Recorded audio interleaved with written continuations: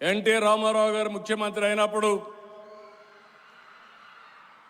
Siddhartha medical college ఆయన ఒకటి అడిగాడు, ఈ సిద్ధార్థ మెడికల్ కాలేజీని గవర్నమెంట్కి ఇవ్వండి, నేను దీన్ని తీసుకుంటానంటే ఒక్క మాట మాట్లాడకుండా, ఒక్క పైసా కాంపన్సేషన్ అడగకుండా పూర్తిగా సహకరించిన సిద్ధార్థ అకాడమీ వారిని, మేనేజ్మెంట్ని అభినందిస్తున్నా.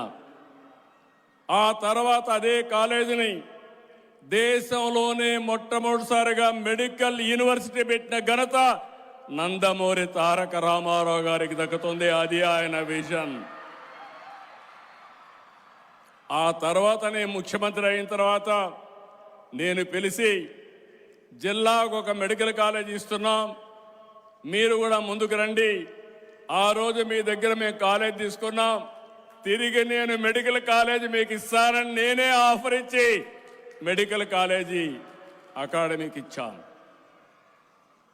అది మీ యొక్క స్ఫూర్తి, యొక్క కాలేజీ అకాడమీ యొక్క స్ఫూర్తి, ఒక నమ్మకం.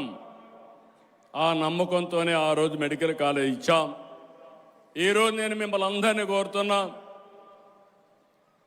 నేను ఎప్పుడు కూడా ఎడ్యుకేషన్ మీద ఎక్కువ శ్రద్ధ పెట్టాను. సమైక్య ఆంధ్రప్రదేశ్లో ఒక నిర్ణయం తీసుకున్నాను, ఎవ్రీ 1 కిలోమీటర్లో ఎలిమెంటరీ స్కూల్ ఉండాలి, 3 కిలోమీటర్ల అప్పర్ ప్రైమరీ స్కూల్ ఉండాలి, 5 కిలోమీటర్ల హై స్కూల్ ఉండాలి, ఎవ్రీ మండలంలో జూనియర్ కాలేజ్ ఉండాలి, ఎవ్రీ రెవెన్యూ డివిజన్లో ఇంజనీరింగ్ కాలేజ్, ఎవ్రీ జిల్లాలో మెడికల్ కాలేజ్ పెట్టాలని నిర్ణయం తీసుకొని దాన్ని అమలు చేస్తే ఈరోజు తెలుగు వారిని మీరు చూస్తే ఏ దేశానికి పోయినా నాలెడ్జ్ ఎకానమీకి చిరునామాగా మన వాళ్ళు తయారయ్యారంటే అది తెలుగుదేశం పార్టీ తీసుకున్న నిర్ణయం అని చెప్పి మీ అందరికీ విజ్ఞప్తి చేస్తున్నా. ఈరోజు మళ్ళీ భవిష్యత్తు మొత్తం నాలెడ్జ్ ఎకానమీది.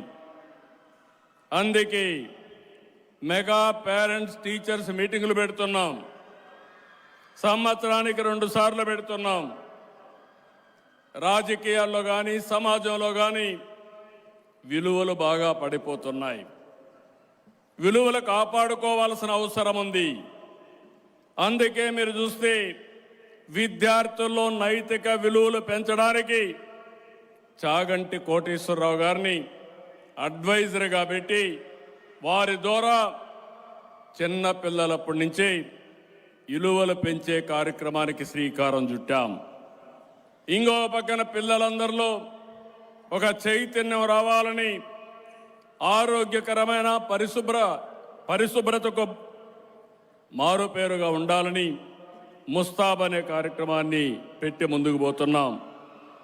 ఈరోజు మీరు ఒక్కసారి చూస్తే విభజన చట్టంలో వచ్చిన ఐఐటి తిరుపతిలో వచ్చింది, IIM Visakhapatnam, IISER Tirupati, central university Anantapur, triple I TDM Kurnool, NIT Tadepalligudem, all India institute of medical science Mangalagiri, Indian institute of petroleum and energy Visakhapatnam, Indian institute of foreign trade Kakinada, tribal university Vizianagaram, national institute of design Amaravati. ఇవి కాకుండా 5 యూనివర్సిటీలు SRM, VIT, SLRI, Amrit and BITS Pilani, అన్ని 5 యూనివర్సిటీలు ఈరోజు అమరావతికి వచ్చాయి.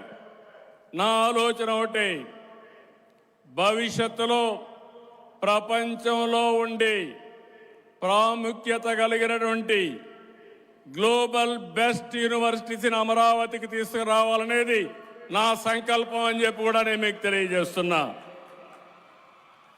ఇవన్నీ మనం తేగలిగితే చాలా వరకు మనం ముందుకు పోయే పరిస్థితి వస్తుంది. ఆ రోజు ఐటీతో ప్రారంభించాం, హైటెక్ సిటీతో ప్రారంభించాం.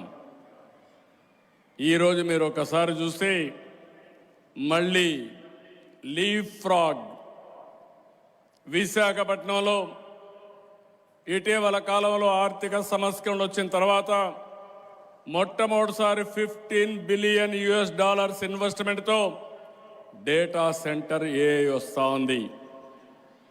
రెండోది, మీరు ఒకసారి చూస్తే ఇది వచ్చిన తర్వాత చాలామంది ముందుకు వచ్చి మేము కూడా పెట్టుబడులు పెడతాం, డేటా సెంటర్లు పెడతామనే పరిస్థితికి వచ్చారు. మొట్టమొదటిసారిగా భారతదేశంలో government of India quantum mission పెడితే ఆ క్వాంటమ్ కంప్యూటరు మన అమరావతిలో రాబోయే 6 నెలల్లో వస్తుందని చెప్పి మీ అందరికీ విజ్ఞప్తి చేస్తున్నా. మన పిల్లలు ఎంత ఫాస్ట్గా ఉంటారంటే క్వాంటమ్ కంప్యూటర్కి ఆల్గరిథం రాయాలని ఆన్లైన్ కోర్సెస్ పెడితే నేను ఒక పిలిపిస్తే 2-3 రోజుల్లో 50,000 మంది జాయిన్ అయ్యారంటే అది మన స్టూడెంట్స్లో ఉండే చైతన్యం, కమిట్మెంట్, టెక్నాలజీ పైన ఉండే ప్రతిభ అని చెప్పి కూడా నేను మీకు తెలియజేస్తున్నా. నేను ఇక్కడ ఉండే స్టూడెంట్స్కి అందరికీ విజ్ఞప్తి చేస్తున్నా, రాష్ట్రంలో ఉండే పిల్లలకి అందరికీ విజ్ఞప్తి చేస్తున్నా.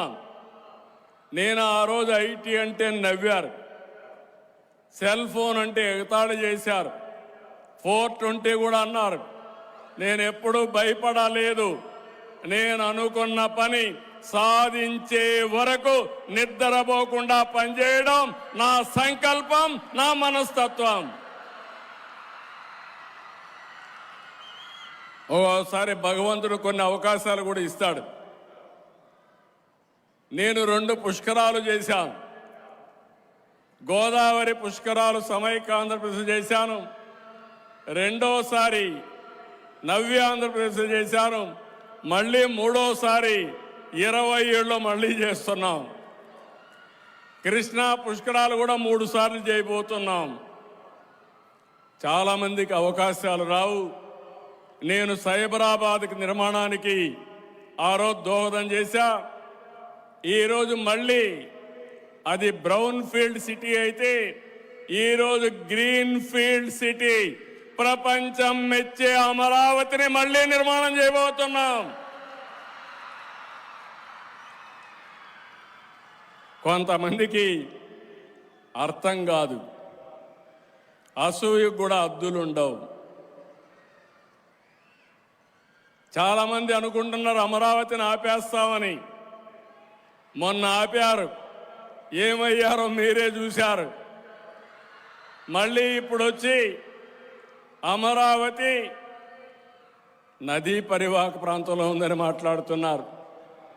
విజయవాడ ఎక్కడుంది? కృష్ణా నది పైనే విజయవాడ ఉంది. రాజమండ్రి ఎక్కడుంది? విశాఖపట్నం ఎక్కడుంది? నెల్లూరు ఎక్కడుంది? చెన్నై ఎక్కడుంది? ఢిల్లీ ఎక్కడుంది? లేకపోతే లండన్ ఎక్కడుంది? ఎక్కడ నదులుంటే, ఎక్కడ నీరుంటే అక్కడ నాగరికత డెవలప్ అయింది తప్ప వేరే ప్రాంతంలో కాదు. అలాంటి విషయాలు తెలియని వ్యక్తులు రాజకీయాల్లో ఉండడం మన దురదృష్టం అని మరొకసారి విజ్ఞప్తి చేస్తున్నా. నేను ఒకటే సంకల్పం చేశాను, అమరావతి దేవతల రాజధాని, ఈ అమరావతి ప్రజా రాజధాని. నేను ఫౌండేషన్ వేసినప్పుడే భారతదేశంలో ఉండే అన్ని దేవాలయాల నుంచి, ప్రపంచంలో ఉండే మసీదుల నుంచి, అదే మాదిరిగా చర్చిల నుంచి పవిత్రమైన మట్టిని పూజించి తీసుకొచ్చి, పవిత్ర జలాలు కూడా తీసుకొచ్చి ఈ ప్రాంతాన్ని పునీతం చేశాం.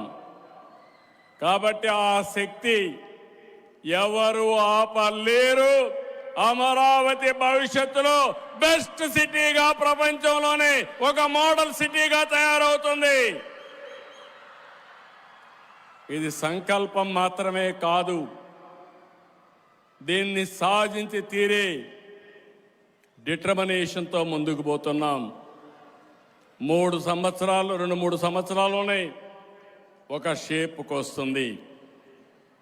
విజయవాడ, గుంటూరు, మంగళగిరి, అమరావతి భవిష్యత్తులో దేశంలోనే one of the best most liveable సిటీగా ఈ యొక్క అమరావతి ప్రాంతం తయారవుతుంది.